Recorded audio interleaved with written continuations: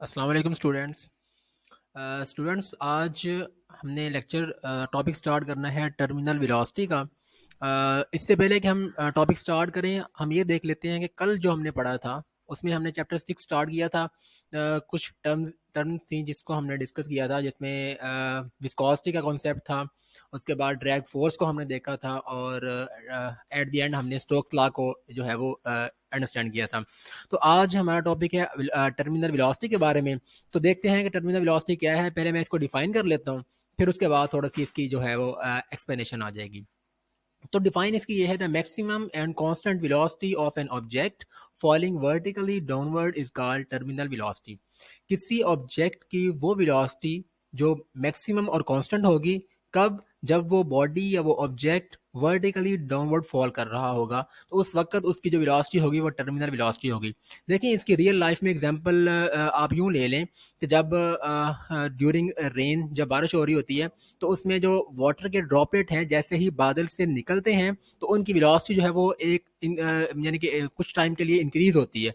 लेकिन जैसे जैसे वो डाउनवर्ड मूव करते हैं उनकी वेलोसिटी इंक्रीज होती है, तो अपवर्ड लगने वाली जो ड्रैग फोर्स है वो भी इंक्रीज करती रहती है। तो एक वक्त ऐसा आता है कि जब उनकी जो अपवर्ड ड्रैग फोर्स और डाउनवर्ड उनकी जो वेट है दोनों इक्वल हो जाते हैं, तो उस वक्त उनकी जो वेलोसिटी है टर्मिनल वेलोसिटी कहलाती है।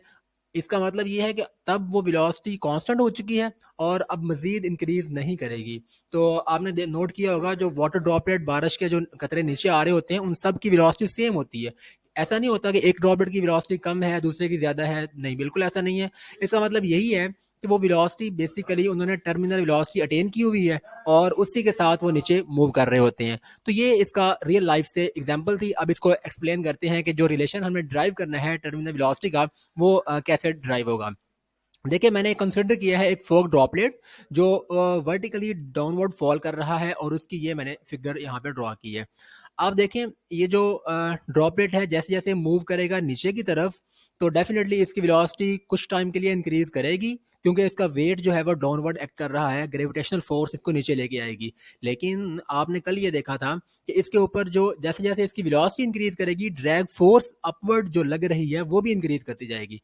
तो एक वक्त ऐसा आएगा कि ड्रैग फोर्स और इसका जो वेट है दोनों इक्वल हो जाएंगे, तो इस वक्त अब इसकी जो वेलोसिटी है वो कहलाएगी टर्मिनल वेलोसिटी। तो हम देख लेते हैं कि जो नेट फोर्स है इस ड्रॉपलेट के ऊपर वो कितनी फोर्सेस यहाँ पे एक्ट कर रही हैं। आप देखें एक डाउनवर्ड फोर्स है वेट और एक ड्रैग फोर्स है अपवर्ड।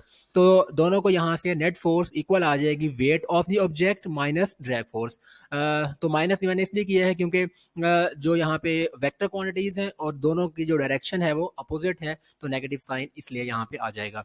और नेट फोर्स का मैंने सिंबल यूज कर लिया है एफ। और इसी तरह जो वेट है हमारे पास वो होता है एम जी के equal minus drag force 6 pi eta R V के इक्वल होता है। ये कल हमने ड्रैग फोर्स का जो फॉर्मूला था वो देखा था। तो मैंने नीचे ये लिख भी दिया है कि जो मैंने फार्मूलाज यूज किए हैं। और आपको पता है न्यूटन सेकंड लॉ के according F is equal to M A होता है, तो वो मैंने एम ए यहाँ पे जो है वो लिख दिया है। और M G minus 6 pi eta R V वैसे का वैसा आ जाएगा, और इसको मैंने इक्वेशन नंबर 1 का नाम दे दिया है। अब देखें इसमें जो एक्सलरेशन है बॉडी का वो हम थोड़ा सा अगर उस पर गौर करें। आपको पता है जब वेलोसिटी किसी बॉडी की कांस्टेंट हो जाती है तो उसका एक्सलरेशन जीरो हो जाता है। क्यों? क्योंकि एक्सलरेशन की डिफाइन हम कर चुके हैं कि time rate of change of velocity. अगर वेलोसिटी ही चेंज नहीं हो रही तो इसका मतलब है उसमें जो चेंज है वो जीरो है, तो एक्सलरेशन यहाँ पे क्या आ जाएगा? जीरो आ जाएगा। अच्छा, अब एक्सलरेशन जीरो है तो इसको आप यहाँ पुट कर दें इक्वेशन 1 में।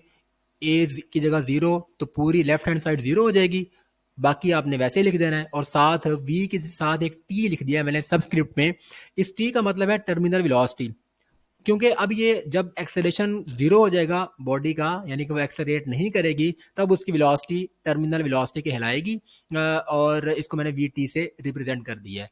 एम जी ये सारा जीरो हो जाएगा और एम जी जो है वो इस साइड पे रह गया, और ये जो माइनस वाली टर्म थी ये जो लेफ्ट साइड पे आके प्लस हो जाएगी। तो आपके पास ये इक्वेशन इस तरह से आप इसको लिख लेंगे। और वी टी जो है वो सेपरेट कर लें यहाँ से। 6 पाई ईटा आर वी को आप डिवाइड करवा दें तो ये हमारे पास आ जाएगा टर्मिनल वेलोसिटी का रिलेशन। अब मैं अगर यहाँ से मैथ कैलकुलेट कर लेता हूँ उस ड्रॉपलेट का, ये जो ड्रॉपलेट फॉल कर रहा था वर्टिकली डाउनवर्ड, अगर मैथ कैलकुलेट हो जाता है तो फिर मैं वेलोसिटी और रेडियस ऑफ द ड्रॉपलेट में एक रिलेशन ड्राइव कर लूँगा और वही मेरा फाइनल रिजल्ट होगा। तो देखिए, मैथ्स को कैलकुलेट करने के लिए आपने कॉन्सेप्ट पढ़ा है डेंसिटी का। डेंसिटी इक्वल होती है मैस पर यूनिट वॉल्यूम, हमें पता है इस बात का।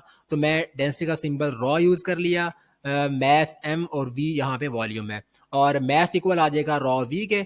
और वी की जगह अब आपने जो फॉर्मूला यूज करना है, देखें ड्रॉपलेट जो होता है वो स्फेरिकल शेप का होता है, यानी कि स्फीयर जिस तरह बारिश का एक ड्रॉपलेट है, या आप समझें कि फोग ड्रॉपलेट है, वो स्फेरिकल शेप का होता है। अब स्फीयर का वॉल्यूम आप अपनी जूनियर क्लासेस में पढ़ चुके हैं कि वो 4/3 पाई r क्यूब होता है। तो आप वी की जगह यहाँ रिप्लेस कर देंगे, और इसको आप इक्वेशन 1 में इस पूरी मैथ की वैल्यू को ये वाली इक्वेशन में पुट कर दें, यहाँ पे एम की जगह।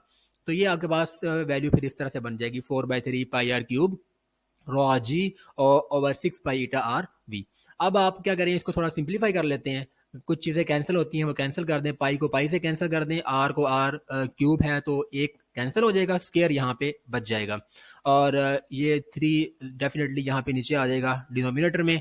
अब आप इसको 2 पे कैंसिल करेंगे तो ये कैंसिलेशन के बाद जो टर्म बच जाएगी हमारे पास वो ये आ जाएगी 2g r² रॉ 3 × 3 अब ये 9 हो जाएगा, और आर स्केयर को मैंने यहाँ से बाहर निकाल लिया है, बाकी सारी जो यानी कि टर्म्स हैं उनको मैंने एक ब्रैकेट में इनक्लोज कर दिया है। इसका मतलब ये है कि ये जो टर्म्स है ना सारी, ये हैं कांस्टेंट। टू भी कांस्टेंट है, जी की वैल्यू जो कांस्टेंट होती है ग्रेविटेशनल एक्सेलरेशन की। इसी तरह जो रॉ है, डेंसिटी है, डेफिनेटली कांस्टेंट होगी ये भी। और 9 नंबर है एक, और ईटा हमारे पास विस्कोसिटी है एयर की उस फ्लूइड में से जिसमें से वो फ्लो कर रहा है, इसलिए ये भी कांस्टेंट है। तो पूरी टर्म ही कांस्टेंट है। तो जब आप कांस्टेंट खत्म करते हैं तो प्रोपोर्शनैलिटी का साइन आता है। तो इसका मतलब ये है कि टर्मिनल वेलोसिटी यहाँ पे डायरेक्टली प्रोपोर्शनल है किसके, radius of the droplet R square के। यानी कि अगर हमारे पास जो टर्मिनल वेलोसिटी हमने कैलकुलेट करनी हो किसी ड्रॉपलेट की, जिस जिस जिस ड्रॉपलेट का जितना रेडियस ज्यादा होगा, उतनी उसकी जो टर्मिनल वेलोसिटी है वो ज्यादा होगी, यानी कि साइज पे डिपेंड करती है डायरेक्टली, और स्केयर के हिसाब से ये वेरी करती है। तो इस पॉइंट को आपने एमसीक्यूज के लिए भी याद करना है कि जो टर्मिनल वेलोसिटी है वो आर रेडियस के स्क्वायर से वेरी करती है। तो ये था आपका टॉपिक टर्मिनल वेलोसिटी का। तो नेक्स्ट टॉपिक में इंशाल्लाह हम जो है वो फ्लूइड फ्लो के बारे में स्टडी करेंगे।